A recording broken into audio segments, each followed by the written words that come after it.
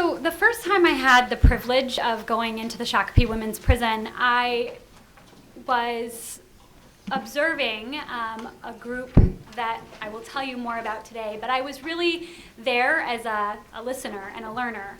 And one of the group facilitators opened up the group question for the day with, what is your biggest fear about being a parent? And I'm trained as a developmental psychologist. I had done a lot of thinking about life course and attachment, and I'd done a lot of thinking about women in prison, and I'd spent a lot of time on research programs with children and families impacted by incarceration. But when this question was posed to the group, it really challenged all of my thinking about where are we targeting interventions, what are the needs, what are the challenges. And the group facilitator said, what is your biggest fear about being a parent? And we went around the room, and one mother said, my biggest fear about being a parent is that I am going to be no better to my baby than my mama was to me. And the group facilitator said, well, tell me more about that. How are you doing with that? And she said, honestly, I truly don't know. I'm not beating my baby, but I'm sitting here in prison pregnant. So what am I supposed to do? And it was at that point that I realized that something special was happening around that table week after week after week, and I can't take any credit for that. The women that run that group week after week are here, most of them, the project director, Erica, you're back there. This was not my brainchild. I just have the privilege every day of working with the women who run this program, and they have given me the opportunity to help put some numbers on the amazing work they do, and I feel very, very blessed to have had that opportunity. I included in your packet some information about what incarceration looks like in Minnesota. Guy mentioned a bit about that today when he was doing the panel. In mid-year 2012, there were 8,800 men in our facilities. You can see the map there of our state with the state facilities marked, and about 650 women, and those numbers are pretty similar still today. At MCF Shakopee, the average age of women is about 36 years. The overwhelming majority of them are of childbearing age. And you can see here that about 63% of the prison population in our state is white. And we'll compare that in a bit to the numbers of the women in our group. And you can see here that 72% of them have a diploma or GED. The ICE is Rising Prison Doula Project, and Ms. Timlin mentioned it very briefly today, includes two components, and she talked very briefly about two groups, and I'm actually going to focus today on just one. We have a new moms group, which, as was mentioned, includes moms who are currently pregnant or are recently postpartum. We also have a mothering inside group because the new moms group got so big that there were more women who wanted to come around the table every week, so there's a separate group. I'm going to focus today, as I said, on the new moms group. In addition, we offer a doula program where women are matched one-on-one. So this pregnancy and parenting support program is offered at our women's prison. And what is really important to know about this is that participation in the program is voluntary, and all of the participation in the research is voluntary as well. So I have an ongoing relationship with the director of research at the Department of Corrections. We actually recently published a paper together on the importance of community university corrections collaboration and some of those challenges. But this piece is not easy, right? I mean, we haven't had women say, no thank you, I don't want a doula, and we actually really haven't had women turn down participation in the research either. Most of these women are actively engaged in wanting to share their stories and be a part of information because they recognize that there is very little research that's done on this population, and women will openly say, I want to participate in this project and in this research because it might help another woman. And so I think that that's an important piece of our participation rates as well. So we'll talk first about the new moms group and what this consists of. As you heard this morning, it's a weekly group taught in 2-hour meetings. It's a 12-week group session, so we cycle through on quarters. And it's taught year-round, and it's facilitated by a licensed clinical social worker and trained doulas. We'll talk about that more in a second. The curriculum goals are really threefold: to increase women's knowledge about reproductive health and the physiology of pregnancy and birth, So we come back to that education piece that Holly mentioned this morning, to increase women's tangible parenting skills, to talk to them about what are you doing to engage with your child? How are you facilitating contact with your child or your child's caregiver? What are your plans for when you get out of here in parenting? And then the third goal is really to increase women's support from peers and professional staff associated with our program.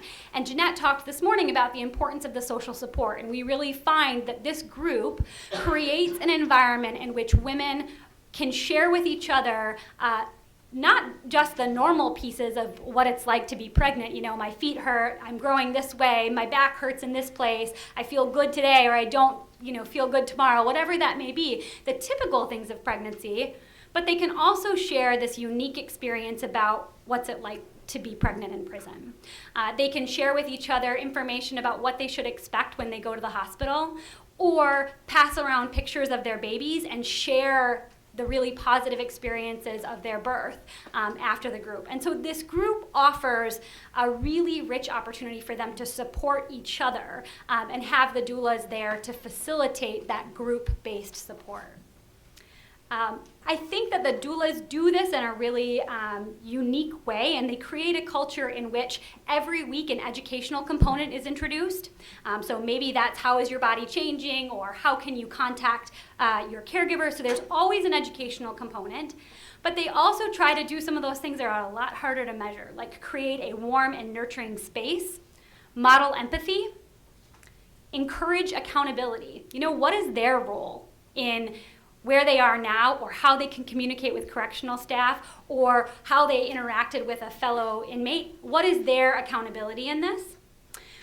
The doulas really try to explain empowerment and then support communication, not just supporting communication with other mothers in the group, supporting communication between correctional staff, supporting communication with their children's caregivers. Most of these women have other children, and so really about trying to help women have the language to effectively communicate with the people in their environments. So pregnant women are also matched with a trained doula who provides physical, emotional, and informational support to the mother before, during, and after birth. And what we know from previous research, not with incarcerated women, is that women who have received continuous intrapartum support have shorter labors, they're more likely to have spontaneous vaginal deliveries, and they're less likely to report dissatisfaction with their childbirth experiences. So we know from a whole body of research that doula care and doula support can lead to a whole host of positive outcomes. There was very little written, actually only one paper at the time, about doula support for pregnant women, and this was a very innovative model and continues to be. While some other programs have popped up around the country trying to provide doula support for pregnant women in prisons, we are the only, right now, long-standing program that is consistently providing care. Many of the other programs that have popped up across the country have had trouble with sustaining funding or sustaining institutional support. And so it's a really unique model in that way. So they're providing prenatal, labor and delivery, post-birth, and postpartum support. So what we know is that given their increased risk, that doula care might be particularly promising for this group of women. And so what the doulas do is provide prenatal care in the form of 2 visits. They meet with the mother typically about once per month. Again, as Wendy talked about, women are coming in at all stages of their pregnancy. So you may have a mom that's going to be in prison for 7 months, and we try to space out those two prenatal appointments, knowing too that woman is coming back to the group setting every week and getting the group-based support. So she gets 2 one-on-one prenatal appointments that include prenatal education, emotional support, assistance with preparing a birth plan. These women are also working closely with Ms. Timlin, who is helping them identify, as part of their participation in the Anthony unit, many of them, their formal birth plan and a plan for where the child's going to go. The doula also provides labor and delivery support, so she meets the woman at the hospital after she is transferred from the prison. And she provides emotional support, physical comfort, and assists the mother with making informed decisions in this context. Remember, doulas are not providing any kind of medical care. They are non-medical birth support people. But in the context of a prison and being pregnant in prison and not being able to have any other support people with you in that context, the doula plays this critical role of providing emotional support in that setting. Because otherwise, these women would be laboring and delivering alone, or really with the 2 correctional officers that are there with them. So this is a really intense emotional experience for the mom, and the doulas can be there to support them through that. And then after, they provide support for post-birth and postpartum periods. So the doula is present to support the mother when she is separated from her baby and the mom goes back to the prison. We get the question a lot, how soon after is that? For moms who have vaginal deliveries, that's 48 hours, and mom goes back to the prison and baby goes with the elected caregiver. For moms who have C-sections, that's about 72 hours. But so the doulas provide this really unique role, again, of providing support during a very emotionally difficult time when moms are being separated from their babies. And then the doula goes back to the prison and provides 2 postpartum visits with the mom when she returns there. So she typically, and again, that's back at the correctional facility. Often this is conversations about how they're feeling. I'll show you some data in a bit about, how they're recovering. It might be additional emotional support. It might be providing them with information around lactation, things like that might be coming up on an individual basis for these women.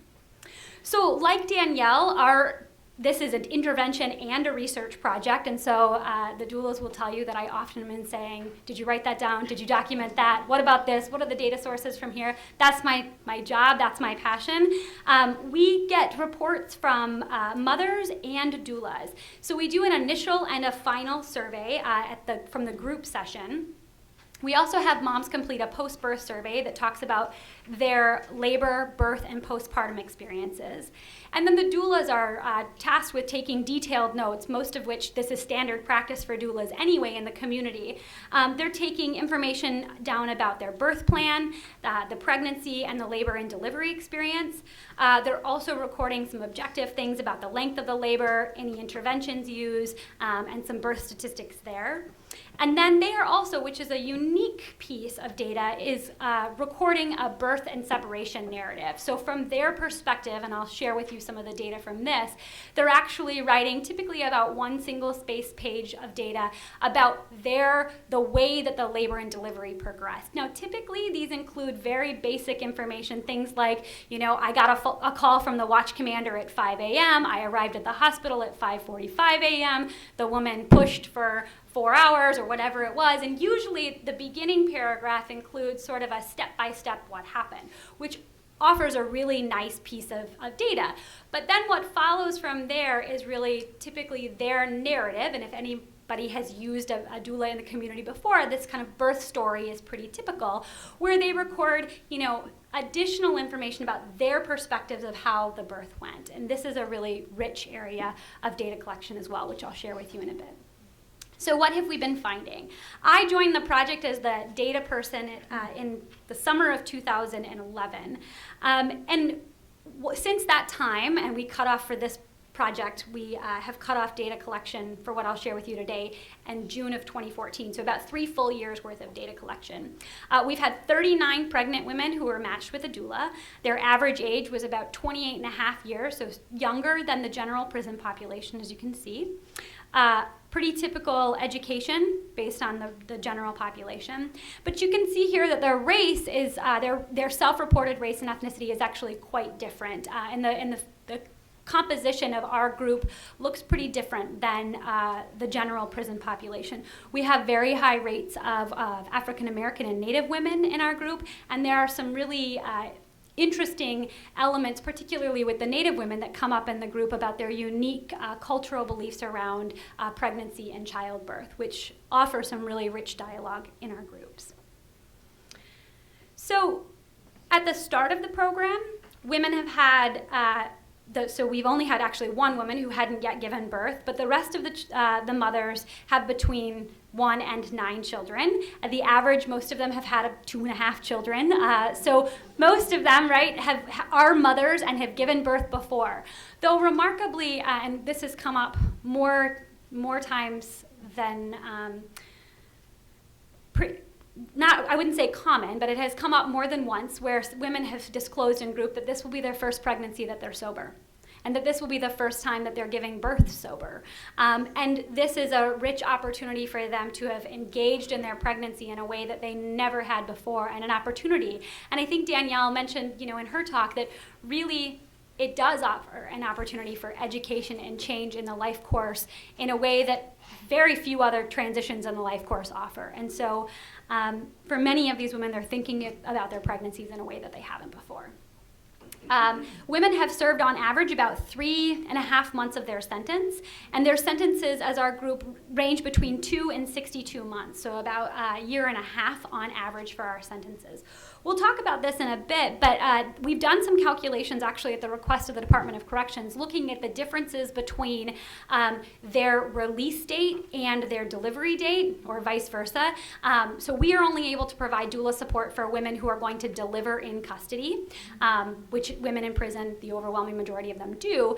But we've done some analyses looking at the difference between the time they deliver their babies and they're released from prison, and more than 2/3 of them actually will be released within 6 months, and about 85% of them are released within 18 months. And so you think about that window of release and opportunity for intervention and maternal and child health, and that's an important kind of window to keep in mind when we think about some of the interventions we're hearing about today, whether it be public health nursing and home visiting or opportunities to breastfeed, kind of thinking about that critical first year and a half, really. We know that this is a very high-risk group of women. As you've heard consistently today, women are coming into the corrections system with a whole host of their own adverse childhood experiences. So nearly 80% of them have ever been given some kind of mental health diagnosis. The majority of them have experienced domestic violence. 20-some-odd% of them have a current physical health condition that is being managed.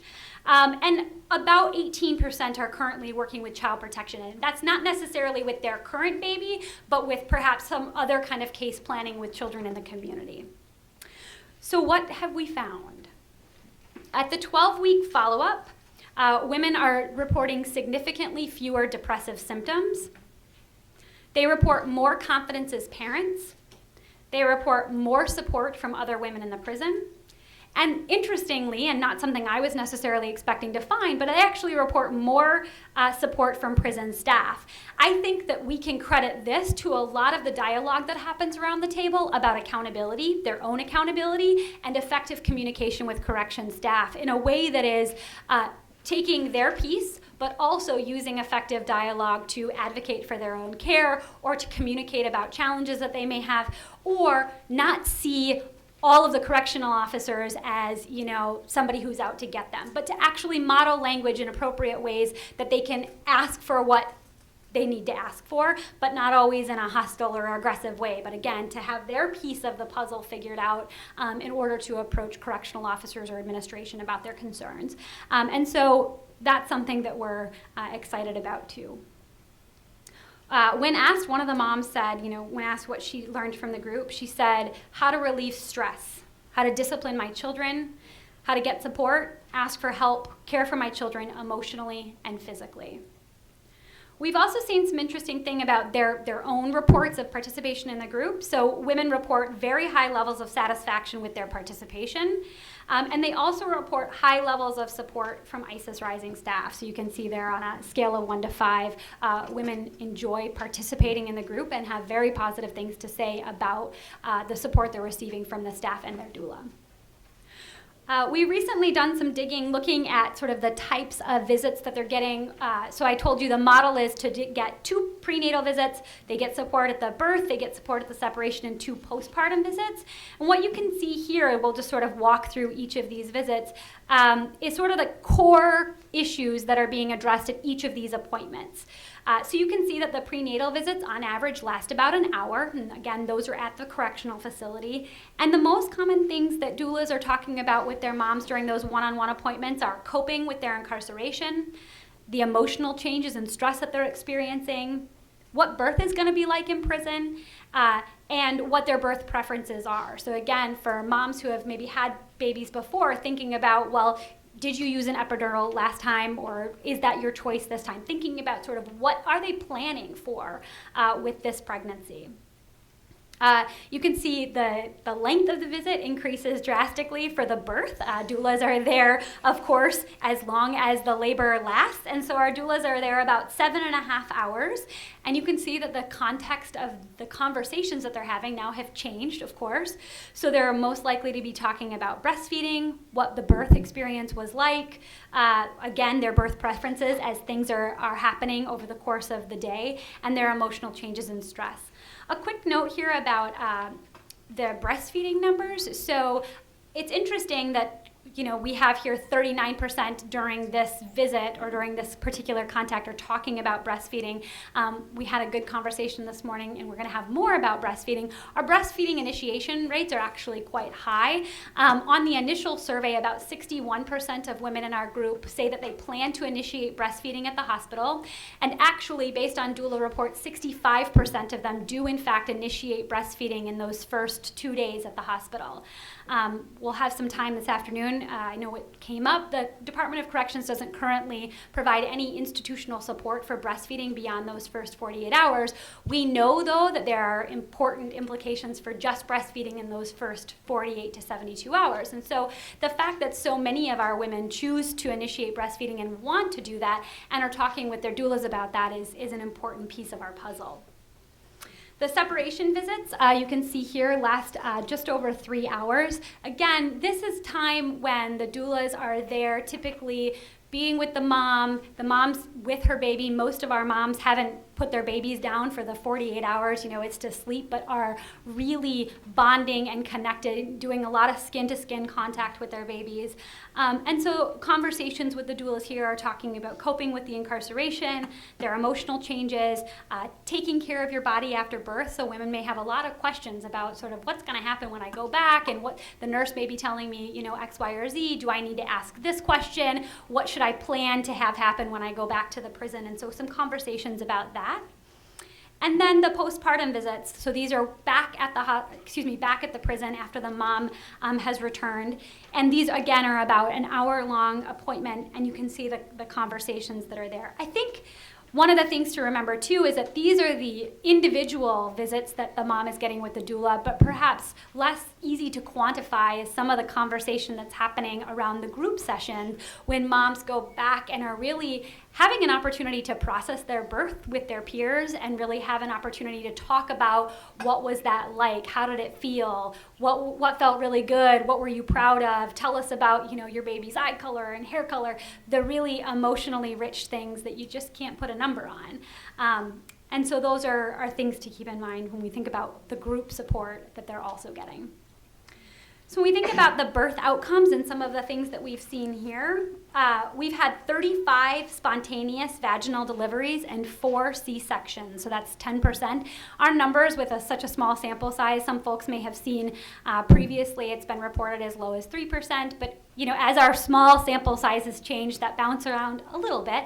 But 4 out of 39 of the 10% C-section rate's certainly not bad, and we're going to come back to that in just a second. We have very healthy babies in the context of this program. So the average gestational age is right where it should be, 39 weeks and 3 days, and none of the babies have been born preterm. Healthy birth weight babies, again, average 7.41 pounds, and again, none of the babies have been born low birth weight. One mom said, having a doula there made my experience a good one. It helped a lot. You have to find something positive about your birth experience while you're in prison, and my doula helped me achieve that. We've talked a little bit about the C-section rates and hinted at why this piece is important, and it really is an important piece when we think about why does the C-section rate matter. Certainly we know that poor birth outcomes in general, whether that's an unnecessary C-section or interventions that are used because there may be some crisis with the baby, that those lead to higher healthcare costs. The average cost difference between a full-term and a preterm delivery baby, for example, is about $50,000. And as taxpayers, we're paying for that. And so I get a lot of pushback sometimes from folks about, are we coddling inmates? Why are we giving them this service? And if you can't get behind the maternal and child health or the women's rights side of things, most people can buy the argument that at minimum, perhaps keeping these babies, helping them get to term, helping moms have healthy deliveries is saving us all money. We get a lot of questions about, well, how do your C-section rates compare to others? And Jeanette showed, I think it was Jeanette this morning, you showed very brief numbers, and I think we've struggled with this because there are very hard comparison data, right? So one of the things we're working with the Department of Corrections on now is to actually look at retrospective data. So what were the birth outcomes like prior to the implementation of ISIS Rising, and what were the costs associated with those births? We've also gotten requests from Wisconsin to expand the program there, and so we might have some good comparison data from other states. But today, as it was mentioned, is the National Correctional Healthcare Conference in Las Vegas, very coincidentally, and they are having 2 talks today at that conference related to pregnancy. One is shackling and one is the care of pregnant inmate. And Dr. Elizabeth Sazy is giving a presentation probably right now, actually, and she's sharing with that audience these numbers, which come from Oregon. And what you can see here actually is that their C-section rate for women who are not getting birth support, their demographics and their births over the course of each year look pretty similar to ours. Their C-section rates range between 32% and 42%. So I can't say as a scientist that it's the doula that is the magic wand, but something about what is being provided to our women at Shakopee is in fact what I would think, the hunch is that we're seeing better birth outcomes than what these women would typically be getting if they didn't have this birth support. Is it just the one-on-one doula? Is it the group-based support? Is it the fact that they're advocating for different kinds of care with their physician? It could and likely is any number of those things and some combination of them, but certainly something that we are excited about.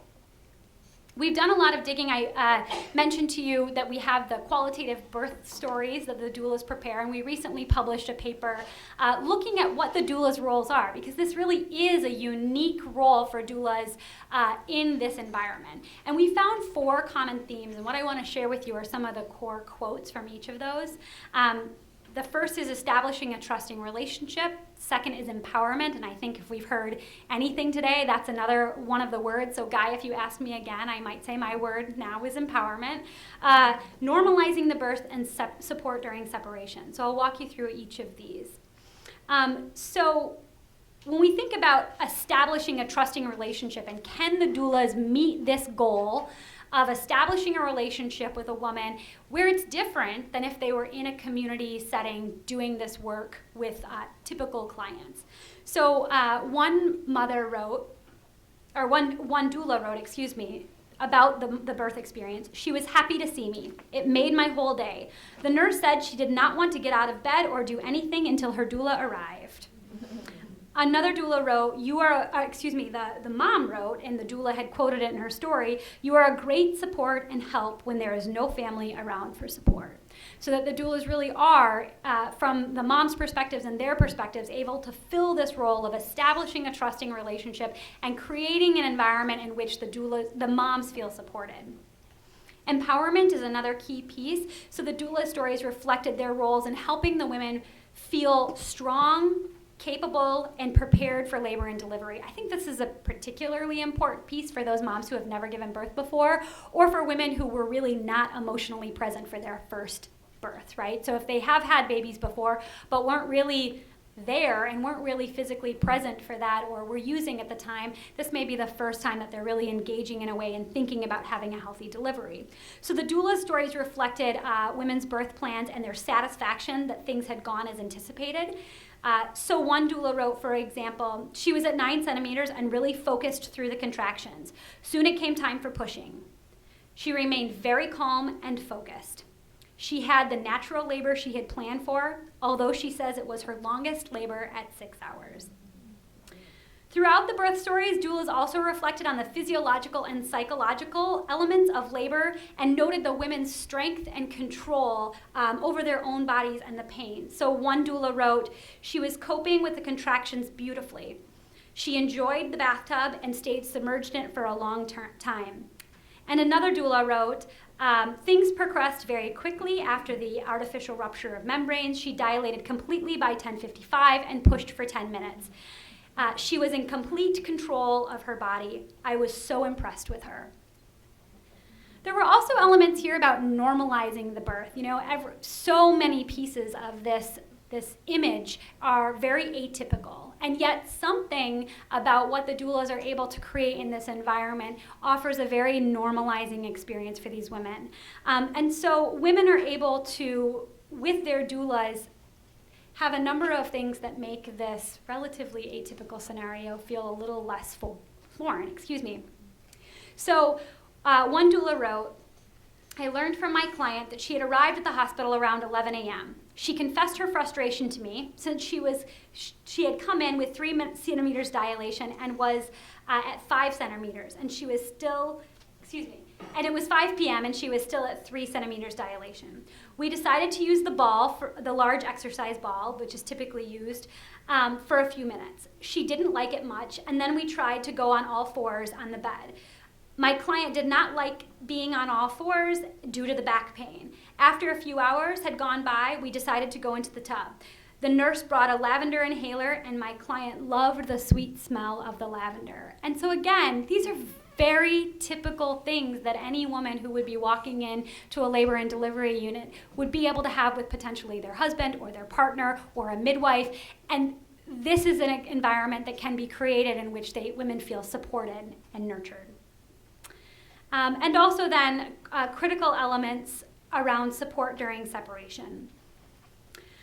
So one doula wrote, I arrived on the day that my client was to be released back to prison. When I arrived, she was eating breakfast and her baby snuggled in with her. She told me about the 2 days she spent with her daughter, hardly putting her down at all. She breastfed the whole time and the baby was doing very well at latching on. She was terribly sad that the baby would have to switch to formula. Her mother was set to come at about 10 a.m. to pick up the baby. She was very sad, but was also feeling happy that her mom would be able to bring the baby back to visit often.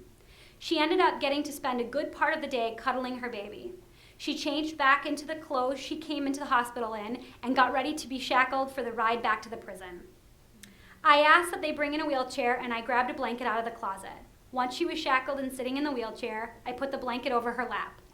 I picked up the baby and held her to my client's face so she could kiss her. My client cried quietly. The officers started to push her out into the hallway. Her nurse walked alongside, pushing the baby bassinet all the way to the door. The nurse then picked up the baby for one last kiss. I walked with her down to the van and said goodbye to her. Another doula wrote, it was time to say goodbye. By then, the baby was back from being taken to the visiting room to meet relatives and was being held by my client. She started sobbing. She covered her face with the blanket. She got dressed and the shackles were placed on her wrists, feet, and chain around her waist. She was wheeled out of the hospital and back to the facility. She cried all the way until she got to the van, and I could not be witness to her tears anymore. So I think you can see from the quotes the real emotional elements of this. I think this is important to know that, these quotes were also written prior to the implementation of the new law. And so the picture of what you see here is probably going to be quite different in the years to come as we think about the physical environments that women are going back to and the lack of restraints in that respect. But obviously a unique role for doulas because most doulas in the community get to use this time after the baby is born to really celebrate the birth, right? And to help moms nurse and bond with their babies. And so this separation we found is not only probably the paramount challenge for moms, but also very difficult for the doulas as well, and something that we've seen a lot of self-care and a lot of support in the doulas around kind of how to cope with this from a professional standpoint as well. In the last couple years here, we've really been working to expand the program to county jails.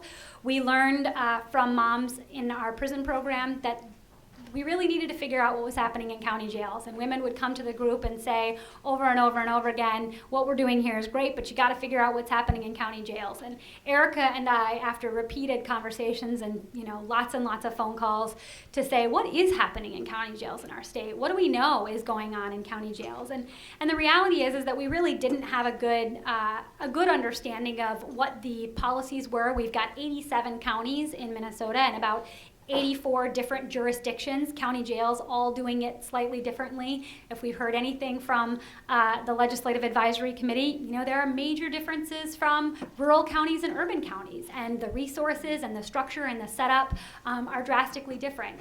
And so in the summer of 2011, we really started asking about kind of what were the current standards of care for the metro county jails around pregnant women. And since that time, we've been working to expand to Hennepin and Ramsey County in particular. What we found, though, is that we've really had to adapt our prison-based model to the change in the correctional environment. So, of course, no question that the process and the procedures are different in drastic ways.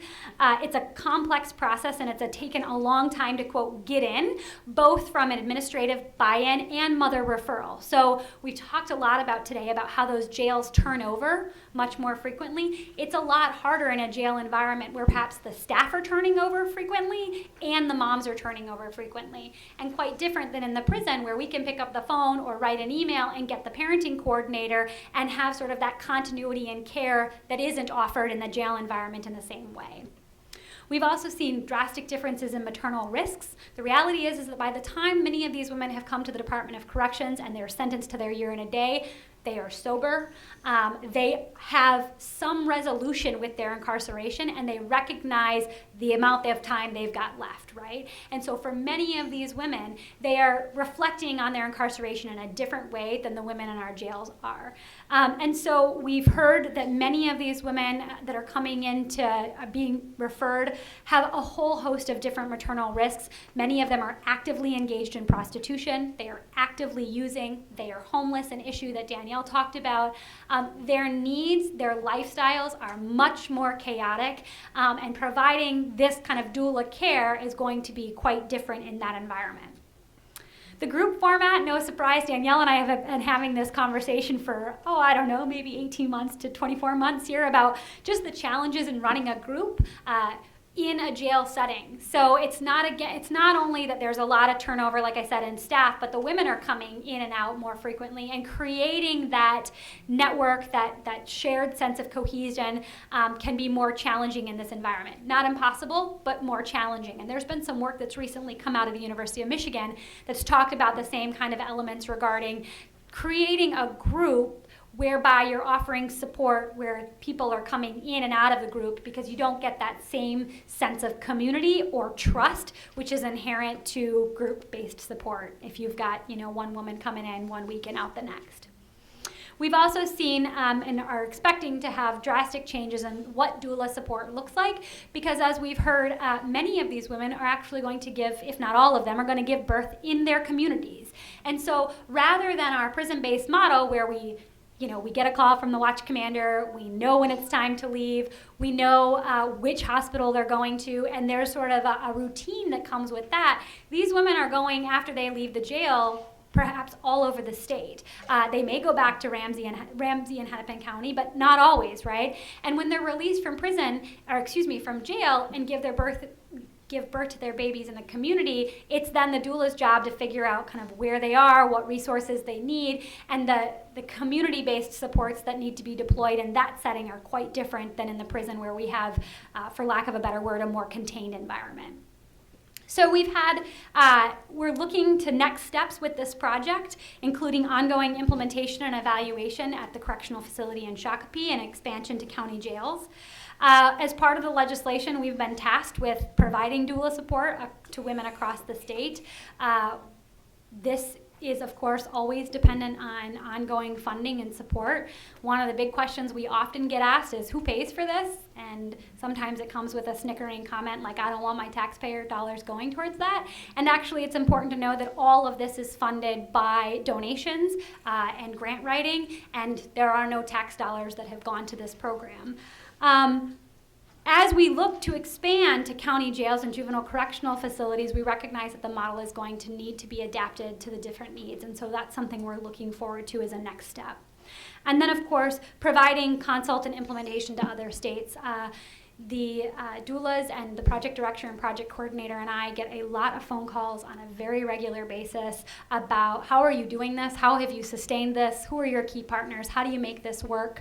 And that's exciting, but also a little overwhelming as we look to try to figure out such a core group to expand in our own state. And as I mentioned, some growing interest in other states in expanding this particular model to correctional facilities in our neighboring state of Wisconsin. So we shall see what happens next. And I think I may be right in time to have a couple questions. Perfect.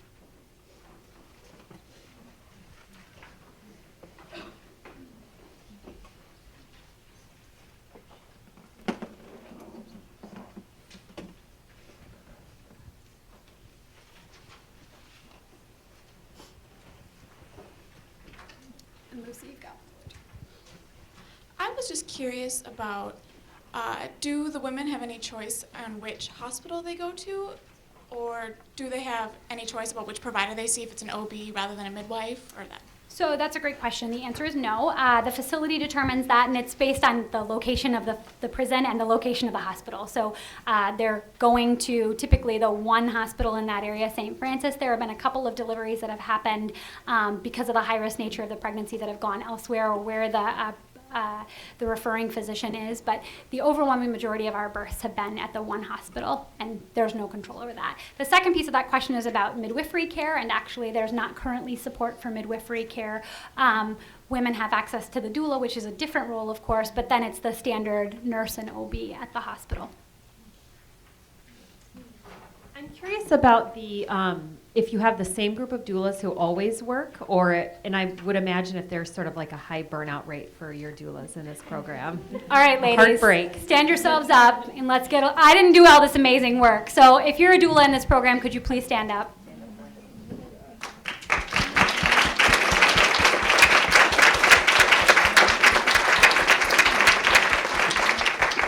So it's a great question. We have not lost a doula yet. And actually, I think one of the secrets to this, and one of the things that we've talked about within our group, is the kind of importance of the staff to pregnancy ratio. Erica, as a licensed clinical social worker, does a lot of consult with other doulas and processing births and things that happen, and talking through challenges that may come up in self-care.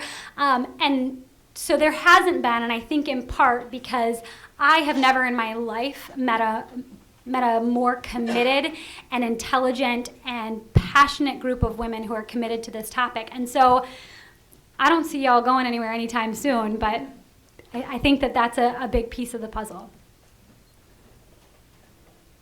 So far today, I haven't heard anything about fathers or the role of fathers in the birthing process here. Certainly these women didn't get pregnant by themselves. Yep. What role do fathers play, and do you plan on including fathers in your project as part of the expansion? Yeah, so that's a great question. And there are some facilities across the country where, so even in the juvenile facilities, I know that there's a juvenile detention facility where if a young man is incarcerated and his partner is going to give birth, that they will actually allow him to be released to be with his partner. But you're right, this is a big issue. One of the challenges, we've had moms who are married or who are partnered.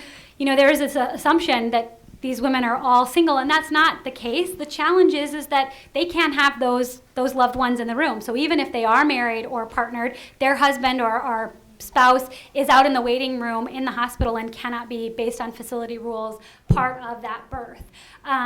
There are other states or counties who have figured out a way to look at that a little bit differently. They're obviously weighing some major risks with safety and security there, and so that's something that is a real challenge. I think, though, we still don't talk about dads enough. We don't talk about dads' roles in family planning enough. We don't talk about the rates of incarceration and the rates of fatherhood among incarcerated men, and it's a real gap. There's no doubt about it.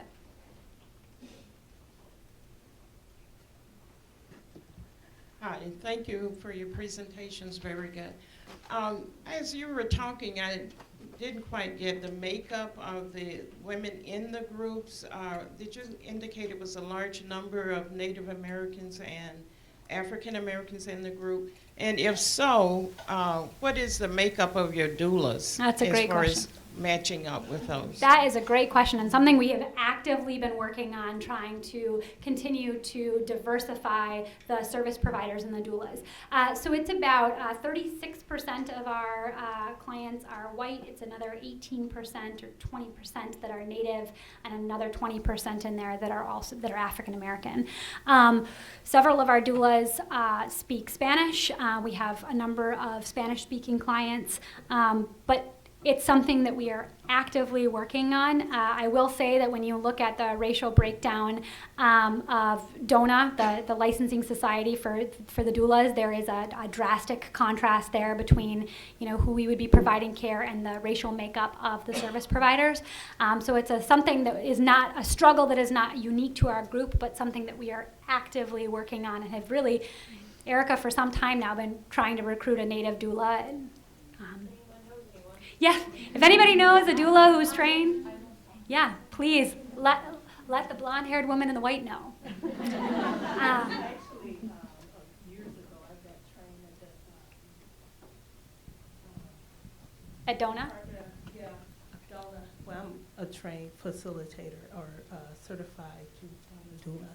But also, years ago, before I recertified, I went through the Division of Indian Works, and they have trained Native American doulas. And I think one of the things one of the pieces that we've actively worked on is ongoing monthly trainings for the doulas. So in addition, this is typically they don't get a whole session on human subjects and research and data collection, but there was a whole piece of this puzzle when we went through our approval with the Department of Corrections about different levels of confidentiality, what it means to be now part of a research project, what informed consent is, in a way that's different. And so in addition to having the DONA training that most of the community doulas do, there's extensive training around corrections-based doula care. They've all gone through mandatory training with the Department of Corrections, which they renew annually, and then we have monthly trainings and ongoing continuing education where the doulas can connect and provide education within their group. So it's a big piece of the puzzle. I think I'll stop and turn it over. Are we transitioning to break, and then we will come back and provide next details. So I think about 10 minutes, say 2:15, be back. So, yep, 2:15, we'll get started right away. So please take a break. There should be fresh refreshments out there, so help yourselves. We'll be back in just a bit.